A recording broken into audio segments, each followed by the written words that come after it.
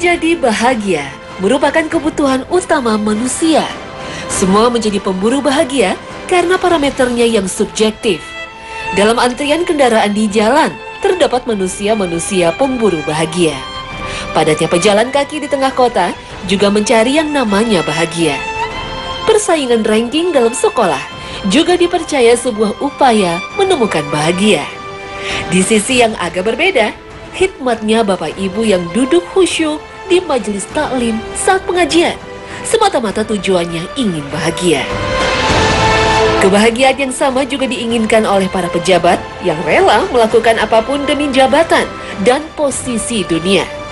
Para pecandu, pengedar, dan peracik obat-obatan terlarang sebenarnya juga menginginkan bahagia. Para penista agama, pembuat ajaran yang melecehkan nalar, sebenarnya juga ingin mencapai titik akhir yang bernama kebahagiaan. Tak peduli tua, muda, pejabat, rakyat jelata, miskin, kaya, presiden, wakil presiden, dan para menterinya pastinya menginginkan kebahagiaan. Ada yang kemudian sungguh-sungguh mencari dan ia mendapatkannya. Ada yang salah mengidentifikasi sehingga bingung antara bahagia atau tidak. Ada pula yang tak sungguh-sungguh mencari dan tentu saja ia tak pernah meraihnya. Dalam sebuah hadis dari Rasulullah SAW yang diriwayatkan oleh Imam Ahmad, beliau pernah menyebut 4 sumber kebahagiaan, yaitu istri solehah, rumah yang luas, kendaraan yang nyaman, dan tetangga yang baik.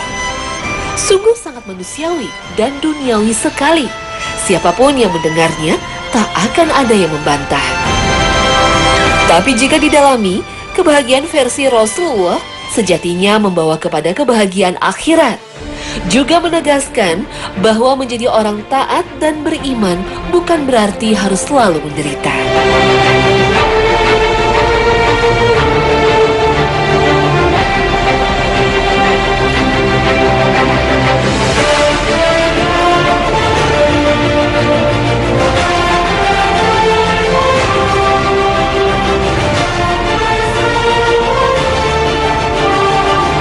Assalamualaikum warahmatullahi wabarakatuh. Selamat pagi pemirsa Trans 7, Hasanah Ensiklopedi Islam Dunia. Pagi ini kembali hadir ke hadapan Anda untuk berbagi pengetahuan dan saling menasehati dalam kebajikan. Sumber kebahagiaan pertama yang disebut oleh Rasulullah SAW adalah istri solehah.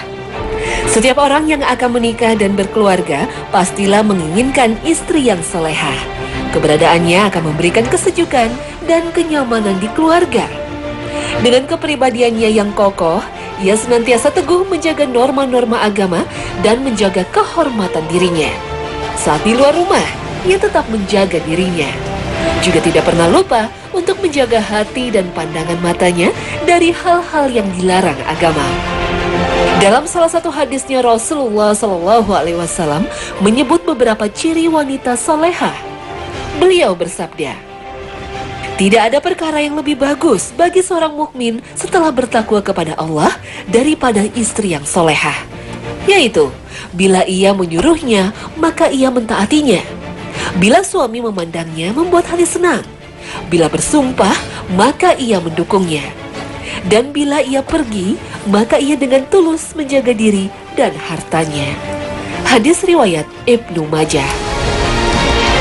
Dalam hidup berumah tangga, seorang wanita yang solehah akan tahu apa saja yang mesti dilakukannya. Dalam setiap perannya, ia akan melakukan dengan sebaik-baiknya. Seorang wanita yang solehah akan selalu berupaya untuk menciptakan suasana keluarga yang sakinah. Wanita yang solehah adalah sebaik-baik sekolah bagi putra-putrinya. Sehingga tak heran dalam berbagai hadis, Rasulullah SAW begitu menyanjung wanita solehah. Bahkan dalam hadis riwayat Imam Ahmad, seorang wanita solehah bebas untuk menentukan dari pintu mana ia akan masuk. Beliau SAW bersabda, "Apabila seorang wanita sholat 5 waktu, puasa Ramadan, menjaga kemaluannya dan taat kepada suaminya, maka dikatakan kepadanya, masuklah engkau ke dalam surga dari pintu mana saja yang engkau sukai. Hadis riwayat Ahmad. Sementara buat para pria, perbaikilah diri agar pantas mendampingi wanita solehah. Karena wanita solehah akan berpasangan dengan pria soleh. Ingatlah bahwa kesolehan istri menjadi bagian dari tanggung jawab suami. Jangan hanya menginginkan istri yang solehah, tapi tak pernah berbenah.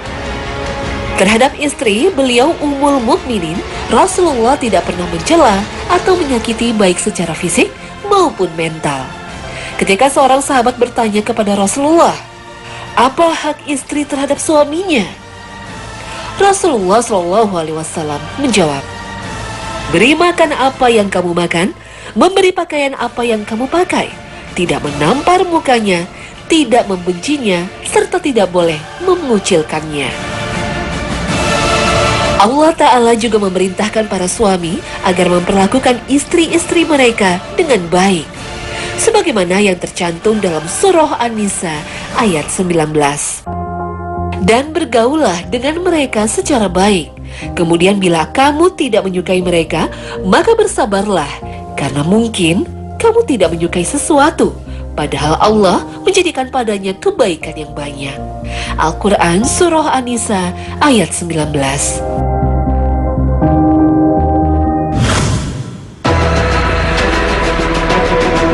Sumber kebahagiaan kedua yang disebut oleh Rasulullah SAW dalam hadisnya yaitu rumah yang luas.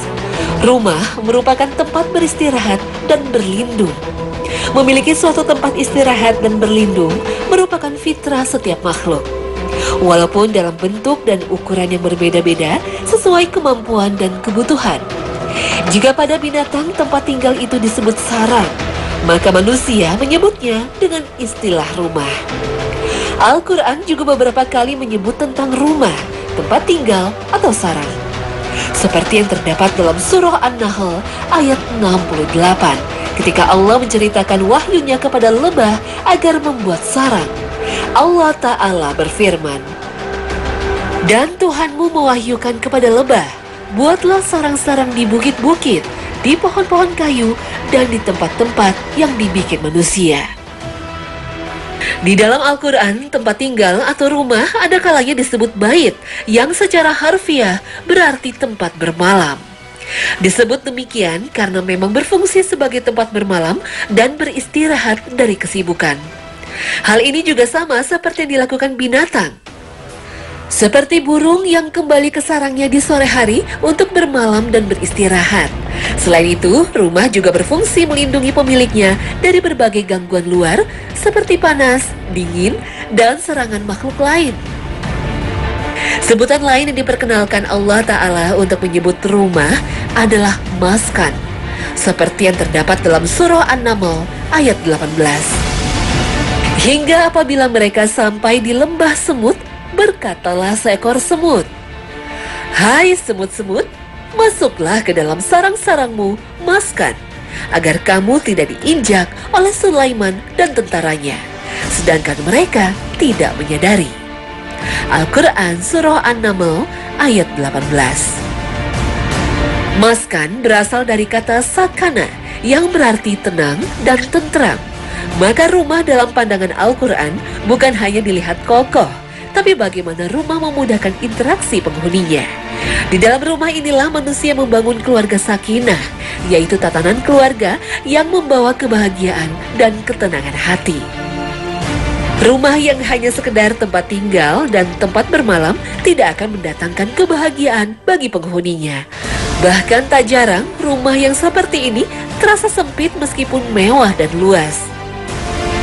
Bagi seorang muslim, rumah merupakan tempat menemukan ketenangan dan kebahagiaan hidup. Rumah yang luas memang perlu sebagai sarana memperoleh kebahagiaan hidup. Akan tetapi tidak akan ada artinya tanpa ketenangan dan kebahagiaan. Salah satu cara menjadikan rumah sebagai tempat memperoleh ketenangan adalah dengan membaca Al-Quran, seperti yang diajarkan Rasulullah SAW dalam sebuah hadisnya. Janganlah jadikan rumah kalian seperti kuburan, karena setan itu lari dari rumah yang di dalamnya dibacakan surah Al-Baqarah. Hadis riwayat Muslim. Rumah yang luas merupakan salah satu sumber kebahagiaan di dunia. Tentunya akan paripurna jika para penghuninya mampu melanjutkan kebahagiaan itu sampai di surga kelak.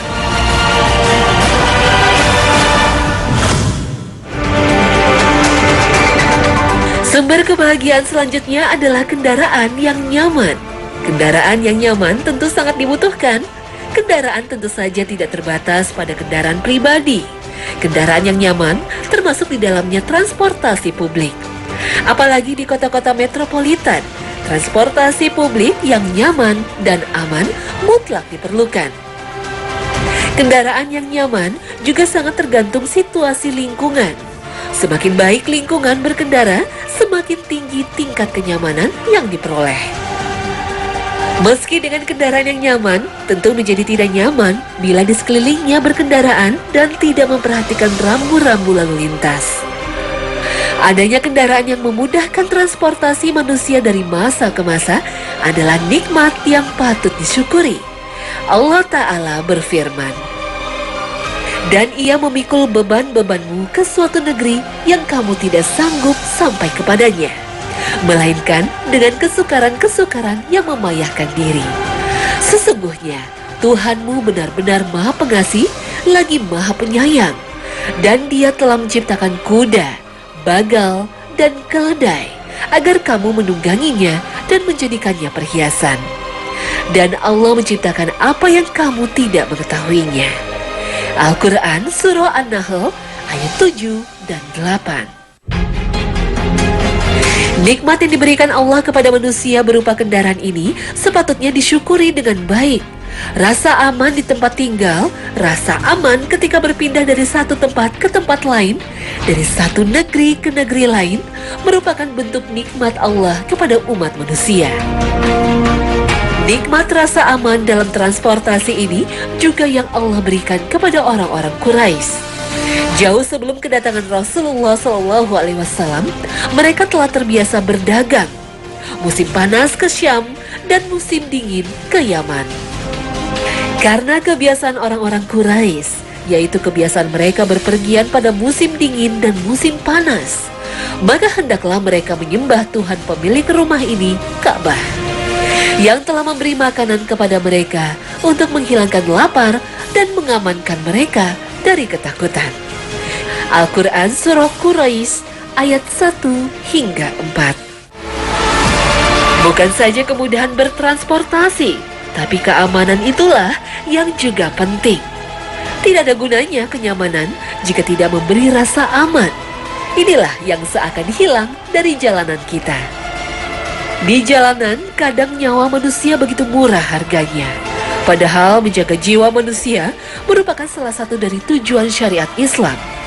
Menghilangkan satu nyawa manusia tanpa alasan yang benar sama seperti menghilangkan nyawa seluruh manusia.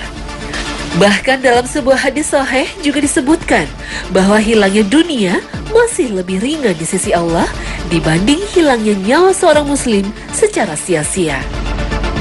Nyatanya, alat transportasi yang kita dapatkan sekarang belumlah mencerminkan nilai-nilai Islam. Keamanan transportasi yang menjadi hak asasi setiap orang kini menjadi barang mahal yang hanya dapat diakses kaum berduit. Belum lagi bila bicara pemborosan, baik pemborosan waktu di tengah kemacetan atau pemborosan biaya karena bahan bakar.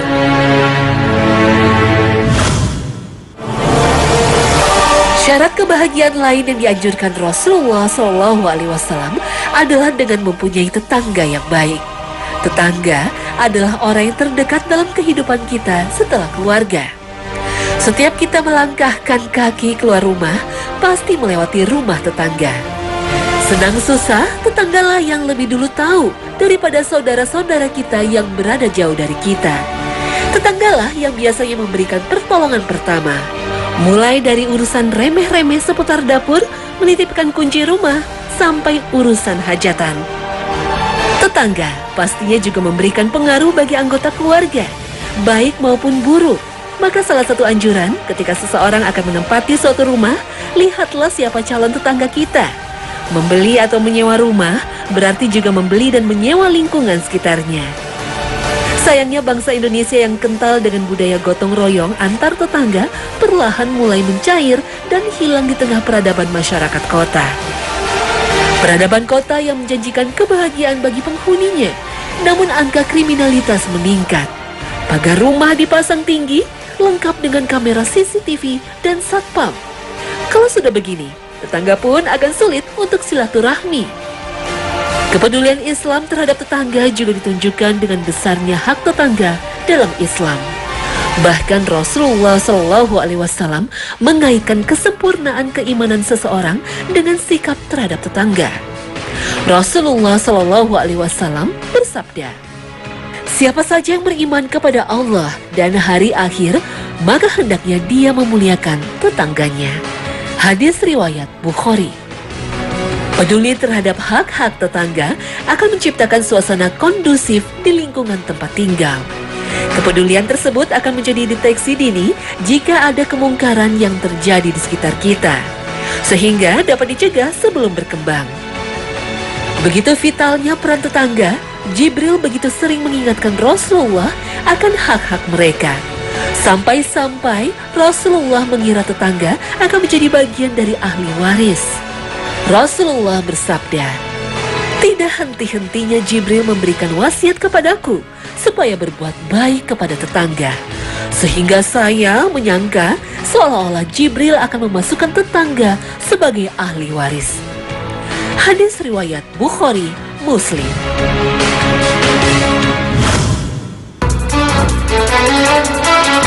Jika kita perhatikan 4 sumber kebahagiaan yang disebut Rasulullah Shallallahu Alaihi Wasallam, 2 hal berkaitan dengan hubungan manusia, yaitu wanita solehah dan tetangga yang baik.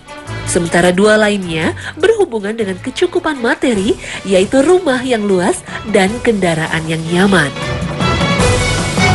Islam adalah agama yang sesuai dengan fitrah manusia.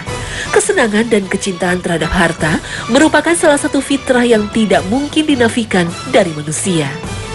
Allah Ta'ala berfirman, "Dijadikan indah pada pandangan manusia kecintaan kepada apa-apa yang diingini, yaitu wanita-wanita, anak-anak, harta yang banyak dari jenis emas, perak, kuda pilihan, binatang-binatang ternak, dan sawah ladang. Itulah kesenangan hidup di dunia. Dan di sisi Allah lah tempat kembali yang baik, surga." Al-Quran Surah Ali Imran ayat 14. Jadi kecintaan manusia terhadap harta adalah sesuatu yang lumrah dan wajar. Menjadi tidak wajar adalah jika harta tersebut diperoleh dengan cara yang tidak halal, apalagi jika digunakan pada jalan dosa dan maksiat. Karena harta adalah sarana, jalan dan pintu kita menuju ke surga. Maka raihlah dengan cara yang makruf dan digunakan untuk beramal soleh. Maka jadilah ia sebaik-baik harta. Rumah yang luas dan kendaraan yang nyaman tidak mungkin didapat hanya dengan berdiam diri di masjid seharian. Sholat, zikir, dan berdoa memang harus. Rezeki harus dijemput dengan bekerja dan terus bergerak menciptakan dan membuka peluang.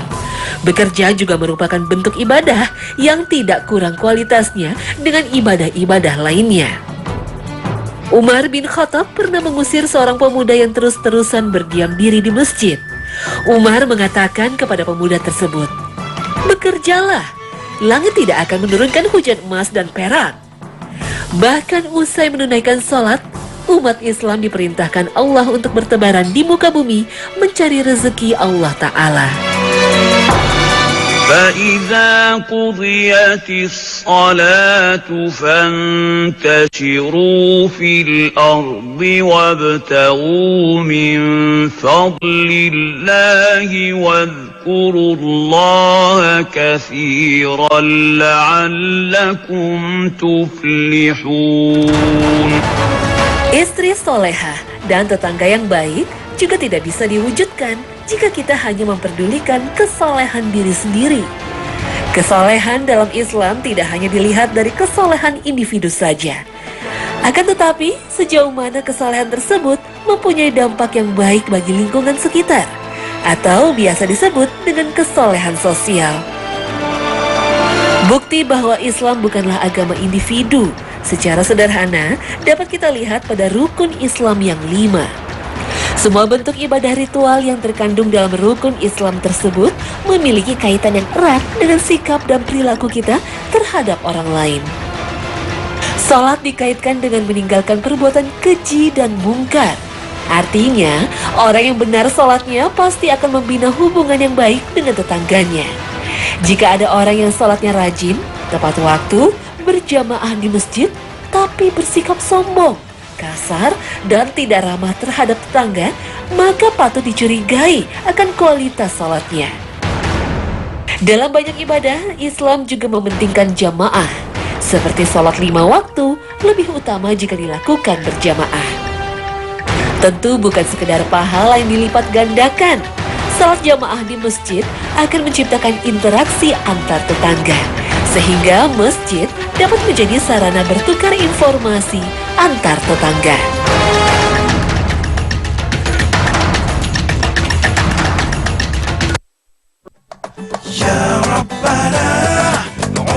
Pemirsa Hasanah, istri solehah, rumah yang luas, kendaraan yang nyaman, dan tetangga yang baik, pastinya sebagian dari sumber kebahagiaan di dunia. Kebahagiaan itu tentunya tak lengkap bila tidak sampai menghantarkan kita kepada kebahagiaan di akhirat. Dan seluruh kebahagiaan itu tentunya tak diperoleh dengan cuma-cuma, tapi juga penting bagi kita untuk memperbaiki diri dan meningkatkan produktivitas.